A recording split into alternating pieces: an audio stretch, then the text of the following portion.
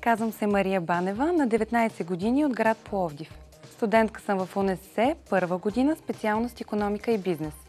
Ами като всички деца, тя мина през няколко мечти, съвсем така нормално, но вече в малко по-така ученическа възраст се ориентира към финанси, банково дело и вече в последствие наистина учи икономика.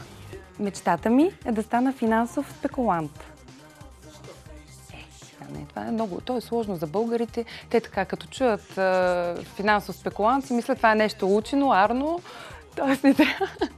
Една отлична ученичка, просто за моята гордост. Нямала съм никакви проблеми през всичките години, пълна отличничка беше. Ако трябва да опиша себе си в 5 думи, те биха били амбициозна, магнетична, толерантна, искрена и най-вече естествена. Аз съм силно развълнувана от участието ми в конкурса, защото създадох много нови контакти, които биха били трайни и за в бъдеще, много силни приятелства.